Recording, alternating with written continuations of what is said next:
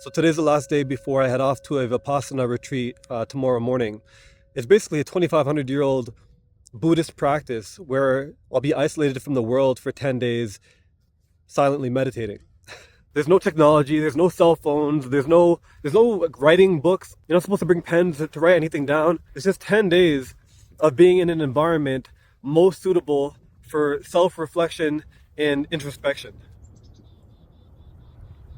And going into it, I don't know if it's excitement that I feel. It's more like if you were forced to wear a VR headset for 10 years, and then you have to every day you're having to be hyper vigilant and aware, and there's sounds in your ears and things flashing in front of you, and it's just your mind's being assaulted for 10 years, and then the day comes where you can finally take it off, and for 10 days you can just let the chaos rest and just be. What I find special about Vipassana is that I anticipate I'm going to get hit with the reality of just how big of a difference there is between being alone in solitude and having things to do, like watch a movie, read a book, be on your phone, compared to doing absolutely nothing but spending time with yourself, in your mind. 10 days of essentially training for me to understand just how big that gap is between those two things. So why am I doing this? I think lately I've been burnt out and my mind's been feeling very the opposite of calm. You know what I mean? Like it's always going. It doesn't shut up. And so I think this is going to give me an opportunity for a space to be with myself so much and in such an intimate way that I will be able to learn how to let my mind release its grip on paying attention to everything. And I've done things like delete social media and like I would uninstall apps on my phone and then reinstall it when I need to use it and then uninstall it again. You know, I do yoga, I work out, I'm generally active, and none of that stuff was working for me. And having weekends off is not enough anymore. It's not able to scoop the water out of the boat as fast as the boat is filling up with the water, you know what I mean? And so I felt like I've become uncharacteristic in who I am. And I'm not liking the person that I'm noticing within myself during these periods of overwhelm, the way I'm thinking and kind of treating people, my perspectives on things. So it's something has to change. And you know, there's that saying where it's like, if you want something to change, something has to change. And this is a big change. Ultimately, it's not healthy. I think it's taking a toll on my nervous system. And my therapist was like, watch out, because as things creep more and more, it's easy to not realize how bad things are getting internally until you're past that threshold, and then you're burnt out, and then you need to do a complete reset. So for me, my intent is for this retreat, the silent meditation retreat, to be a rejuvenation for my mental, emotional, and I guess spiritual side of me. So one of the things I've been sharing with my therapist recently is my belief that I don't experience emotions at the depth that I'm supposed to. And when I was mentioning that to her, she brought up a term called alexithymia. So alexithymia is like a psychological phenomenon where an individual has difficulty with experiencing and identifying and expressing their emotions. And so she was saying that there's because she specializes in working with autistic individuals, autistic adults, and she was saying that there's like a 50% chance that if you are neurodivergent, actually, that you can be you can have alexithymia. And so I've been reading into it a lot, and I've realized like I'm just not experiencing the things that I should be experiencing. I think my range is limited emotionally. And so I realized this is something I want to get better at developing, becoming more in tune with my ever-changing, always fluctuating internal state that we experience as human beings.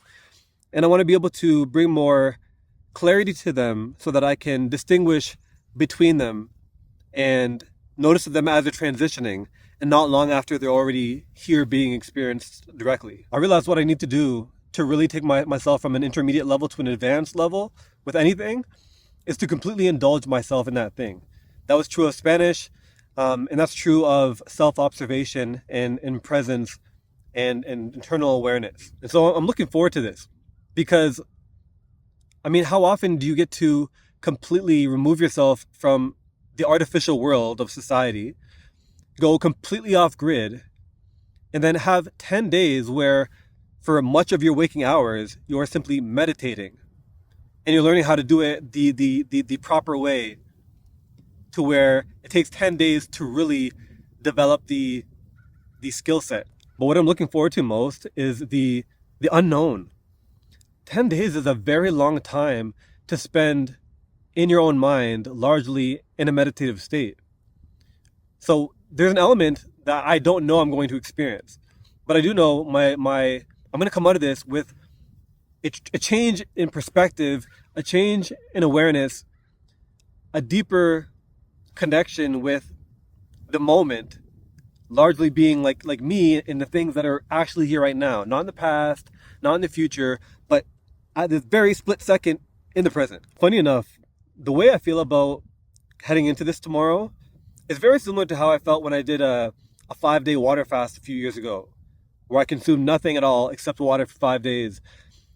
It was challenging. It was you're a little cautious. You go through periods of questioning if you're capable or if you should give up or it's even worthwhile for you. Is this a stupid idea? Why am I doing this? And so when I finished the water fast, I came out of that with the ability for the rest of my life to reference a period where I didn't consume any calories for 5 days. And that expanded my understanding of who I was. And I think in the same way, meditating largely for 10 days in such solitude will allow me to come out of it with a transformation in how I perceive everything. I've been planning this for a few months now, and I'm looking forward to staring into the abyss, and I hope it stares back at me. Are those geese? I don't know. Look at that there. What? Look at them. Yeah, why are there so many? Wow. Are they invading? You know that movie? Oh my God.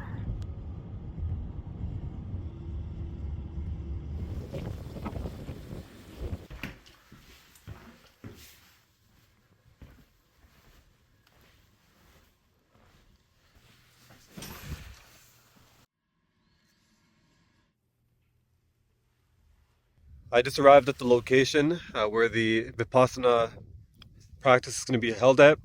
It's basically in the middle of nowhere. It's like 40 minutes into the Alberta Badlands. Not much around here but plains and just bush, flatlands. I'm about to turn my phone in. We hand our phone and our wallet in to avoid giving ourselves any distractions. And I'm looking forward to seeing what comes of this. So I will see you on the other side.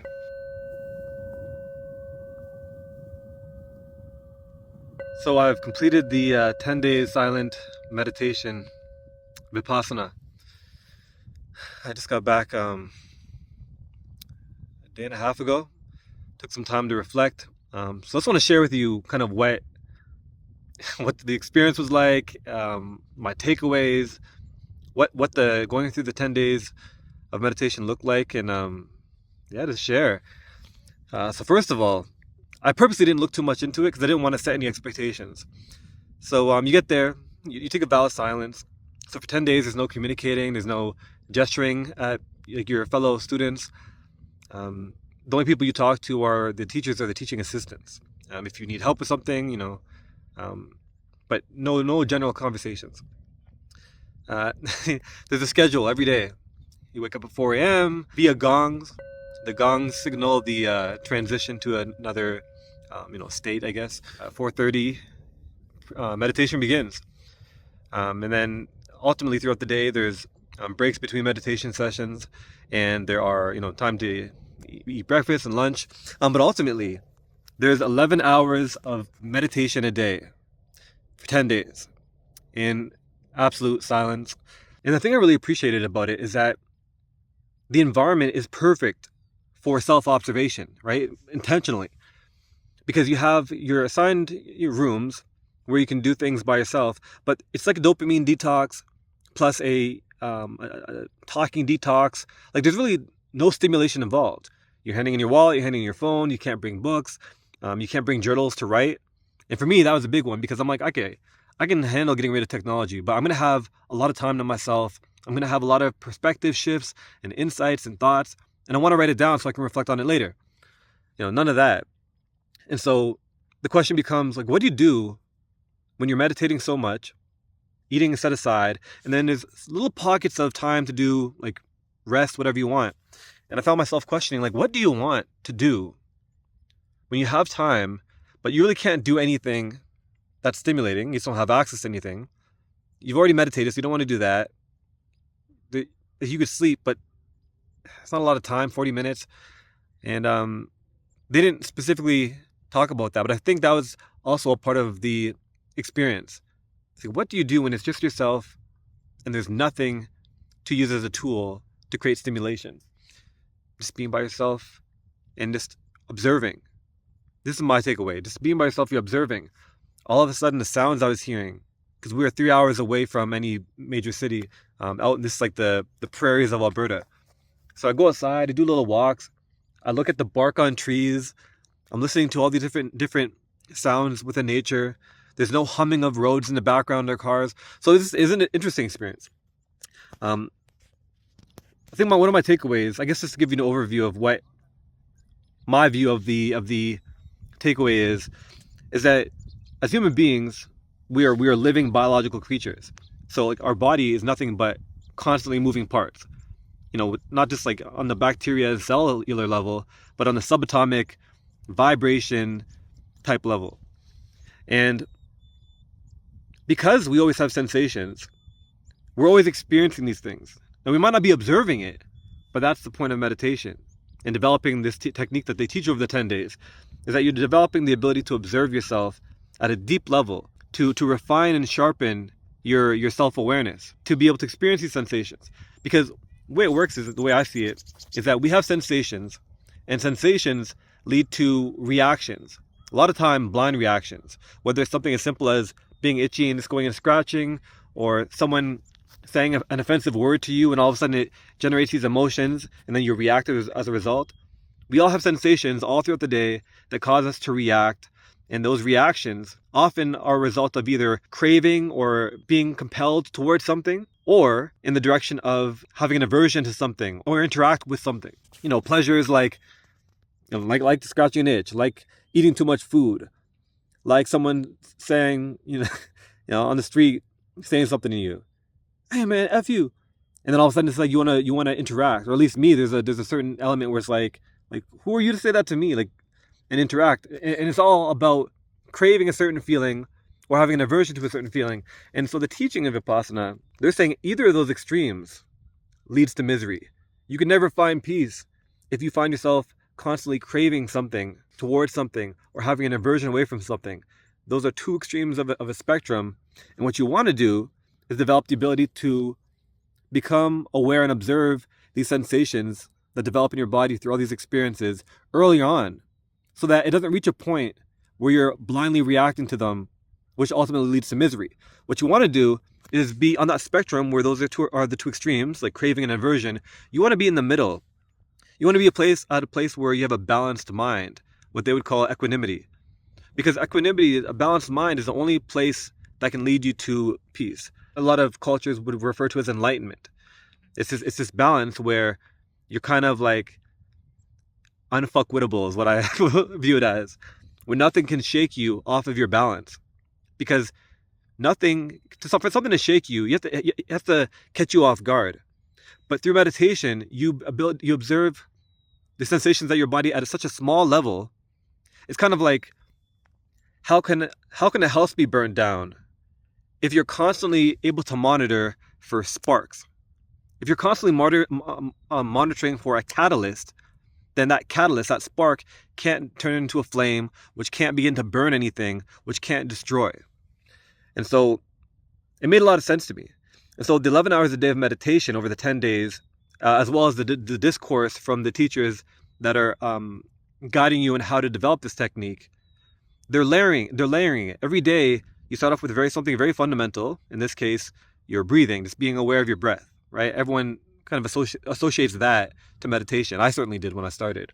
But then every day, it's okay. Now add this layer onto the stack, and then you start observing sensations on your part of your face, and then the next day, it's like the part of your face that you're observing sensations for becomes smaller. And then they start layering it, and before you know it, you're going deep inside. And I won't go too much into, I'm not going to talk about the technique because that's what the 10 days are for. I can sit here and intellectualize it as much as I want and try to articulate what the experience is, but to learn something deeply, you can't just listen to it, try to comprehend it. You have to experience it. So I won't touch on the technique itself. But what I found in myself is that I have so much tension held in my face. Even when I'm going to sleep, there's tension in my forehead, around my eyes, around my cheeks, my fist. My body's constantly tense. And meditation surprisingly led me to a place where my body was able to get so relaxed into such a resting position that I can see how I'm so easily triggered. Because I'm very prone to agitation and irritation and frustration and those types of emotions. And I realized it because I am just not, whether it's call it trauma, call it upbringing, call it whatever you want to call it, but I don't have my sense to observe sensations in my body is quite dull. And I've worked, especially the past 2 years, a lot to really sharpen it. But learning this technique and spending 110 hours of meditation over 10 days, which is so crazy to, like, saying it out loud, it sounds so wild, but, and it's only because when you're doing it, when you're there, the way they teach the technique and this meditation in of itself, it prevents you from thinking too much about the future. So when I'm just in the first hour or two of meditation of the day, I'm not thinking, man, I got 9 more hours to go. You're present. And so it allowed me to sharpen my ability to observe the sensations in my body. And even just now, it's only been a couple days, but I've been noticing the change. I've been noticing as soon as there's a trigger, as soon as there's a cause, as soon as there's some type of interaction between the outside world and my senses and my awareness, I'm able to identify it quick. Like for me, I have sensory kind of challenges. So when I hear really loud, sharp noises or lights are turned on in the house, like direct light, my sensory sensitivity, what I've realized, creates this contraction inside my body. And I sensed it early on, so I don't react to it. I don't become frustrated or agitated. And I recognize that throughout my life when I've done things to expand my personal boundary and my understanding of what my potential is, I come away from that experience with a certain glow, a certain peace that I'm experiencing. And I just think, wow, I'm changed forever. This is amazing. And then after a week or 2 weeks or 3 weeks, it kind of wears off and I find myself back to normalcy, back to where I was before. You often experience that when you watch like your stereotypical motivational speech or speaker on YouTube, or you go to an event, you feel really hyped up right after it. And you think, man, my paradigm shift.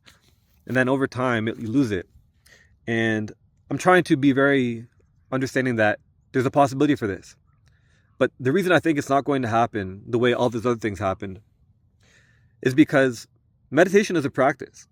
I didn't go there to learn how to become enlightened. I went there to exist within an environment that is ideal for optimizing, learning the technique, and grinding through it for these 110 hours in order to embed it, to understand it through experience. That's only the foundation. The structure that is built upon that requires constant meditation as a daily practice. Whoops, phone cut out. Not enough storage. Where was I? So the reason I don't think this internal experience I'm having is going to fade so progressively as these other big experiences I've done have, is because meditation is a practice. that you're engaging in every day if you want to take it seriously. And so not only is it not going away, but it's continuing to sharpen and get stronger. And as it gets stronger, your ability to sense these, to be aware of these sensations in your body develops. And before you know it, the way you show up at work is different. The way you interact with strangers is different. Your relationships with your friends, your family, your partners is different. The way you treat animals is different. There they have what's called a bug relocator. It's just a plastic little like cup, and it's just, if you find a bug in your kind of living quarters, just put it in the little can and bring it outside. So you start to learn the awareness where it's like, oh, you see a life on the ground.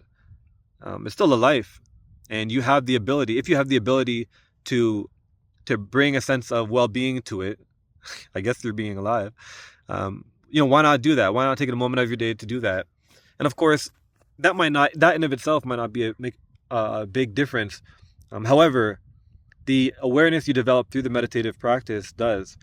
And this technique, as opposed to other techniques like pranayama, other breathing-based techniques, is that, from what I understand, is that they only go so deep. They're quite shallow. And breathing meditation can help you become calm in the moment. You do the breathing exercises, and you come out and you feel calm in the moment. But it's on the surface, and so that it's a temporary transformation. But when you do the technique that they teach, Vipassana, it's about going all the way down to the very core of your sensations.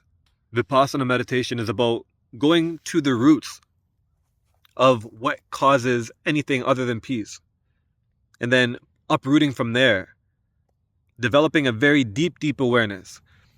Because if you look at the fruit of a tree, you're not looking at the tree.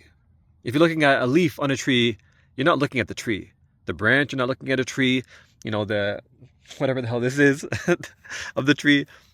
You're only looking at a part of a tree. But you have to, if you want to get an understanding of the entire tree, you have to go down to the roots. You have to understand that only partial of the tree is being exposed above ground. The rest is deep. And in our sense of ourself and our awareness and our sense of observation and what causes us to react a certain way in the world, you have to be able to understand all the way down to the roots. And so Vipassana teaches you to go down there. I had some incredible experiences while meditating, incredible realizations, figured out how I can tweak things in my mind to cause changes in my body, to cause sensations in the body. I also realized when you're meditating, and I'm sure even throughout the day, you're having very pleasurable sensations in your body. And so, of course, the meditation teaches you not to have an aversion to the bad sensations, the unpleasurable sensations, but also don't crave for the good ones. Find balance, and then that practice applies to everything in life in ways I'm probably not even able to appreciate right now. So it's valuable to me because it's non-sectarian. It doesn't matter what someone's religion is or philosophy or belief system. It very much tracks the laws of nature. And so you can be someone that's rational and logical and then do this and be able to benefit and get value from it, because it doesn't require a psychological or belief predisposition.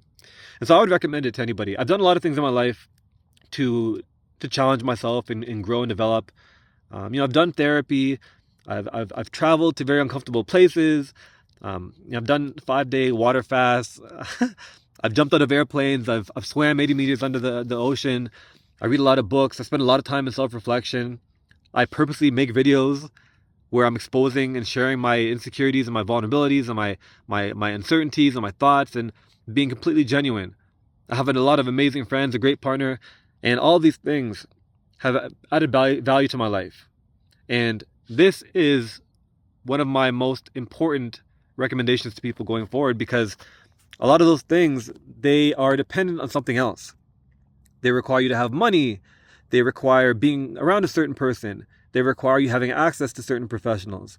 They require you to be capable of being adventurous. So many different things. But learning Vipassana meditation, it's a technique I'll have with me for the rest of my life. It doesn't require being in a specific geographic location or being dependent on another individual or having a certain amount of money or being of a certain social class. None of that stuff. It's something you have with you everywhere, because everywhere you go, there you are. And all you need is your mind body. Vipassana, what I gather, it strengthens the mind body connection in a way that I'm just beginning to crack the seal on understanding. But it's had a tremendous effect on my life for these past few days. And during those 10 days, I developed a tremendous amount of clarity. And I'm curious. I'm curious to see where it goes, because I've experienced such amazing development in these past 12 days. Well, what does it look like when you do this for months and years and decades? And so for me, I think I mentioned it in the first part of the video, ultimately I'm just seeking peace. And this is the first opportunity I've seen where I can set myself on a path towards it. I'm not looking to become enlightened. I'm not looking to become the next Buddha. I'm just looking to improve and be able to find balance, find equanimity, as they call it. And in a world that's constantly changing, and with all the struggles that there are in life, I think we all need to be able to find a place of balance, find a practice that we can implement, as short as 10 minutes up to an hour. I can't believe I was able to sit for 2 hours and meditate, let alone 11 hours a day. My understanding of what I'm capable of, and my belief in myself, and my understanding of what anyone is capable of has been changed forever. Because I met a lot of people there from a lot of different backgrounds. It felt like a community, even though we weren't talking till the very last day. I met people from all walks of life, businessmen, van lifers, simple just householders, people that just have simple regular jobs, and they all, of all education levels, they all seem to benefit from it. I just thought of one more thing I wanna say here.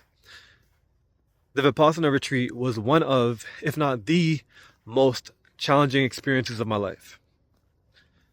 But it was also one of the most rewarding experiences of my life. And I don't think it's a coincidence that those two extremes are unified as a result of this experience.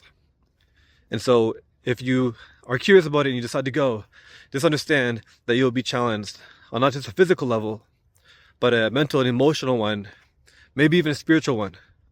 And that's not a bad thing. That's a very good thing.